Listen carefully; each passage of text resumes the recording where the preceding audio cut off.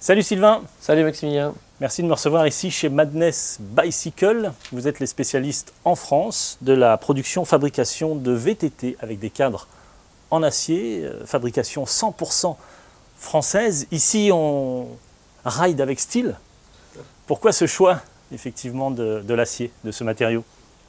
Oui, alors on avait choisi l'acier à la base parce que c'était le matériau qui était le plus simple pour nous à mettre en œuvre au niveau de la fabrication. On avait commencé à fabriquer notre premier vélo il y a 10 ans dans un garage et c'est vrai que l'acier en termes de soudure, etc., c'était pour nous le matériau le plus facile à utiliser. Après, on a découvert beaucoup d'avantages au fil des années à ce matériau. Ok, je te remercie. Quel est le comportement de l'acier alors sur le terrain pour un vélo comme celui qui est ici devant nous, le Nova? Alors l'acier va avoir deux caractéristiques. C'est déjà, il est un peu plus souple que le cadre en acier va être plus souple qu'un cadre alu ou qu'un cadre carbone. Okay. Parce qu'en acier, on utilise des tubes plus petits, donc en termes de rigidité, on est un peu plus souple que l'aluminium. Et le carbone, c'est encore autre chose parce que c'est des monocoques, donc c'est vraiment extrêmement rigide. Donc l'avantage du coup de l'acier pour ça, ça va être plus de confort. Okay. Par contre, il y a un autre gros avantage à l'acier, c'est la dynamique. C'est-à-dire que quand on plie un tube en acier, il va revenir en place plus rapidement que si c'était un tube en aluminium par exemple. C'est pour ça qu'on l'utilise pour les ressorts. Du coup, ça va donner une très bonne dynamique au vélo, que ce soit sur les virages en appui ou sur les relances. Le cadre va se plier et restituer toute son énergie avec une très bonne vitesse, et ce qui fait qu'on va avoir un vélo très dynamique. Alors pour moi, il y a deux types de comportements. Il y a le comportement du cadre dans les virages, et puis après, il y a la partie transfert d'énergie au pédalage. Est-ce que tu peux nous en dire un petit peu plus? Oui, alors sur la partie virage, donc tout ce qui est virage en appui, etc., l'acier va se déformer. Donc ça va permettre une meilleure tolérance, on va dire, moins avoir tendance à se décrocher directement comme ça peut se passer avec un cadre qui est trop rigide. Et il va restituer l'énergie à la sortie du virage pour nous renvoyer dans l'axe de la piste. Donc ça, c'est vraiment intéressant. Et après, au niveau du pédalage, ben, c'est un peu pareil. Le cadre va se déformer très légèrement quand on va vouloir forcer sur le pédalier. Mais comme c'est de l'acier et qu'il est très dynamique, donc on va avoir une très bonne restitution d'énergie. Un très bon transfert de l'énergie. Ouais, voilà. Ok, merci Sylvain. C'est toi qui dessines ici les cadres de ces vélos en acier. Quand tu dessines un cadre comme celui-ci, est-ce que la géométrie change par rapport à un vélo dans un autre matériau? Non, alors la géométrie, c'est la position du pilote. Ça n'a pas de différence entre un cadre acier ou un cadre dans un autre matériau. La différence, par contre, ça va être au niveau de la construction du cadre. Comme l'acier est plus souple, on va essayer d'avoir un cadre qui est construit de manière plus rigide avec des tubes droits, sans cintrage, pour économiser du poids et pour gagner en rigidité. Ok, quels sont j'imagine, comme sur tout vélo, il y a des zones de contrainte plus ou moins importantes. Est-ce qu'il y a une différence dans la conception du vélo par rapport aux matériaux acier? Donc comme toujours sur les vélos, sur les VTT, la zone la plus contrainte, c'est toute la partie double de direction. Donc nous, on a mis un gros renfort à ce niveau-là. Et également, on a la douille conique, donc avec les roulements intégrés, qui permettent une meilleure rigidité à l'avant parce qu'on a la fourche qui est directement reliée au cadre sans aucune pièce intermédiaire, à part le roulement qui est à l'intérieur. On a aussi rigidifié le boîtier pédalier avec un gros renfort qui est assez large entre le down tube et le boîtier pédalier pour avoir une bonne rigidité au pédalage, pour éviter que le cadre se déforme trop. On a aussi les bases arrière qui sont parfaitement droites et axées entre le pédalier et la roue arrière, ce qui va faire que, étant donné que c'est dans l'axe, ça va moins avoir tendance à se comprimer quand la chaîne est en tension, ce qui va apporter aussi un bon rendement au pédalage. Et au niveau de la souplesse, ben, le matériau acier étant lui-même relativement souple, on n'a pas besoin de créer des zones spécialement de souplesse sur ce cadre. Alors ok, comment sont assemblés les tubes d'un cadre ici en acier? On parle de soudure, de brasure. Quel est le procédé que vous utilisez ici chez Madness? Alors déjà la différence entre la soudure et la brasure. La soudure, on fait fondre deux pièces d'un même matériau, donc elles sont vraiment fondues entre elles. Et la brasure, on utilise un matériel différent pour souder deux pièces qui peuvent être dans un même matériau ou dans un matériau différent. Donc c'est par exemple, comme on faisait en techno au collège, on soudait à l'étain. L'étain est un matériau qui fond à plus basse température que l'acier, donc ça va faire un peu comme une colle, mais en beaucoup plus solide. Donc nous, on utilise Principalement le procédé du TIG, donc c'est de la soudure, donc ça fait des cordons comme ça avec des petites vagues. Et on utilise aussi un peu la brasure pour les pièces comme les gaines internes par exemple, qui sont des tubes en laiton qui passent à l'intérieur du cadre. On est obligé de braser puisque c'est un matériau qui est différent de l'acier. On utilise aussi la brasure pour les petites pièces qui sont ici, parce que c'est relativement simple à faire et puis c'est plus joli brasé. Voilà. Après on a aussi testé un cadre entièrement brasé. Donc voilà la différence entre la soudure et la brasure. Donc là c'est un prototype, donc on ne fera certainement pas les cadres comme ça parce que c'est beaucoup plus long à poncer.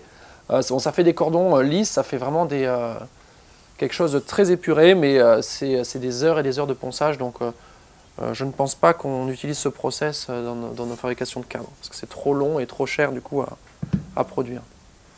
Alors comment vous faites pour éviter les déformations? J'imagine que les tubes sont toujours soudés au même endroit. Alors oui, on a des gabarits de soudure, donc c'est ces grosses plaques d'acier qui nous permettent de fixer avec toutes ces petites fixations les tubes pour pas qu'ils bougent, parce que quand on soude, les tubes ont tendance à beaucoup se déformer. Donc c'est vraiment important d'avoir, alors c'est très très lourd, hein, c'est des plaques d'acier de 15 mm d'épaisseur.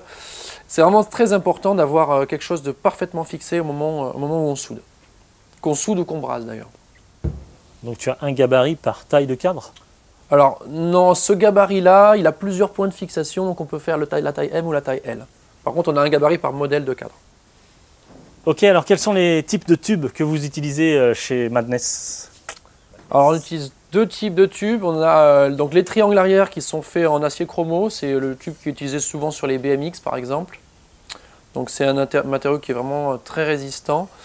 Et pour les triangles avant, on est en tube Reynolds, donc c'est des tubes double butède qui permet de vraiment gagner du poids. Et le tube Reynolds a des caractéristiques mécaniques qui sont encore meilleures que le chromo. C'est quoi le double butède? Alors le double butède, c'est des tubes qui ont des épaisseurs différentes. Par exemple, ce tube, il fait 0,8 mm d'épaisseur dans cette zone. Okay. Là, il va passer à 0,5 mm d'épaisseur et après, il va revenir à 0,8. Ça, c'est parce que les parties qui vont être soudées, on va avoir besoin d'un peu d'épaisseur pour souder. Et aussi, les contraintes sont plus élevées aux extrémités du tube. Et au milieu, il fait 0,5 pour gagner du poids. Donc tu peux voir le poids que ça fait. C'est vraiment... C'est ultra léger, ça? Non, voilà, au contraire, ça fait vraiment, 12 grammes. Ça fait, ouais, ce tube-là, il est vraiment très très light, quoi. Ça, c'est le top tube. Ok, alors quand tu fais une soudure au milieu, tu peux pas le faire avec un double butède. Par exemple, sur ce triangle ici. Voilà, alors le double butède, le problème, c'est que on ne peut pas souder dans la partie qui fait 0,5 d'épaisseur. Par exemple, si on soudait cette pièce sur du double butède, ici, ça serait vraiment pas assez résistant. Donc c'est pour ça que sur le Stellar et l'Atlas, on n'a que le top tube et le side tube qui sont double butède. Celui-là, c'est un tube à épaisseur constante. Okay. Et sur le Nova, c'est l'inverse. On a le down tube qui est en double butède. Okay. Donc là, on gagne vraiment beaucoup de poids à ce niveau-là.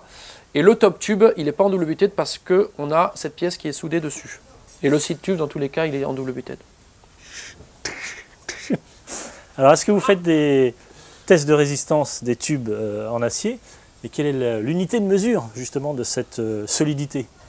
Alors, l'unité de mesure de la résistance mécanique, c'est les MPa, mégapascal. Okay. Donc, pour comparer, un acier basique de construction, donc pour les tôles, les IPN et tout ça, c'est 235 MPa. Alors que les tubes de chromo, c'est dans les 800 MPa, donc c'est plus du double. Et les aciers Reynolds, c'est de 1200 à 1500 MPa pour vraiment les plus résistants, les Reynolds 853. Donc nous, de base, on utilise le Reynolds 725. Et pour les personnes qui sont très lourdes, on peut passer à du Reynolds 853, on a la possibilité d'en mettre. Ouais, mais... Ok Sylvain, j'ai encore une petite question quant à la fabrication ici. Qu'est-ce que ces petits tubes en laiton? Alors ce sont les tubes qui permettent de passer les gaines, donc la gaine de dérailleur et la gaine de tige de sel télescopique, dans ce tube, donc ils sont brasés ici. Et ça permet de juste enfiler ces gaines et ça ressort automatiquement à l'arrière du vélo. Il n'y a pas besoin de faire du passage de gaines avec des câbles, etc. C'est plus pratique. Voilà. Ok, tu sais que moi j'aime beaucoup le design. Je sais qu'ici on roule avec style. Non, sérieusement, en termes de finition, l'acier, ça rouille? On dit ça rouille l'acier. Comment vous protégez les aciers? Alors déjà, nous on utilise une peinture qui est de la peinture époxy, qui est faite en thermolacage, donc c'est beaucoup plus solide qu'une peinture liquide. Ok. C'est une peinture qui est anti-corrosion, donc ça ne peut pas rouiller de l'extérieur. Il faut juste sur un cadre acier faire bien attention à bien graisser les parties intérieures le roulement de jeu de direction, tige de selle, boîtier pédalier, pour ne pas que la rouille... c'est surtout pour ne pas que ça se grippe, quoi. Après, au niveau de l'intérieur, on a des trous d'évacuation d'eau qui permettent, si jamais il y a un peu d'eau qui rentre par la tige de selle, que ça s'évacue tout de suite. Donc on ne peut pas avoir d'eau qui stagne à l'intérieur. Et les triangles arrière, ils sont entièrement fermés, donc il n'y a aucune eau qui peut rester à l'intérieur, aucune eau qui peut rentrer. Donc on ne peut pas avoir de problème de corrosion, à part si la peinture est abîmée. Si on abîme la peinture, il faut faire attention. Si on prend vraiment un gros rocher qui éclate, qui fait des éclats de peinture importants, il faut remettre un petit peu de vernis, un petit peu de quelque chose pour éviter d'avoir des parties de métal à l'air libre. Ok, chez Madness, on peut choisir la couleur de son cadre? Alors oui, nous on a une infinité de possibilités de couleurs. Maintenant la peinture personnalisée est totalement gratuite, donc on a vraiment une infinité de textures, de choix de couleurs qui est possible. Malgré le fait que ce soit du thermolacage, c'est possible d'avoir vraiment énormément de choix de couleurs. On apporte sa référence RAL, c'est ça? RAL? Alors, le RAL, ça va être vraiment des peintures très basiques. Nous, on utilise plutôt des peintures avec des paillettes, des vernis, des peintures à effet. C'est possible de faire du RAL. Hein. De toute façon, dans les milliers de choix possibles sur nos catalogues de peinture, les RAL, ils y sont. Mais en général, les clients, ils privilégient des choses un peu plus sympas en termes de design, quoi. Ok. J'imagine que c'est vous qui réalisez les peintures à 100% ici? Oui, alors on a notre cabine de peinture et notre four, donc c'est du thermolacage, donc c'est une peinture en poudre qui est collée par l'électricité statique, et après une fois que la poudre est on va dire aimantée au cadre, on le met dans le four et la peinture va fondre et se coller à l'acier. Et donc voilà, après en refroidissant, on a instantanément une peinture qui est extrêmement résistante. Et pareil, on fait le vernis aussi en époxy, en thermolacage. Et on met les stickers avant de mettre le vernis. Comme ça, les stickers, on peut gratter à l'ongle, il n'y a aucun risque que ça s'en aille. Oui, j'ai vu qu'il y avait un sticker avec le nom du vélo, la marque évidemment, et à l'avant, il y a ici un animal. Le chamois, ouais. Le chamois ou l'isard pour les gens qui sont des Pyrénées. D'accord. Bah, c'est notre petit emblème. Sympa. Ok, si on veut plus d'informations sur les vélos de la marque Madness, vous avez un site internet? Oui, on a le site internet madnessbicycle.com pour toutes les infos sur nos vélos. Découvrir la gamme, il y a 3 vélos? Oui, voilà, il y a le Stellar, l'Atlas. Donc le Stellar, c'est l'Enduro 27.5. L'Atlas, c'est l'Enduro 29 ou mulet. Parce qu'on peut changer le triangle arrière de l'Atlas pour le passer en mulet.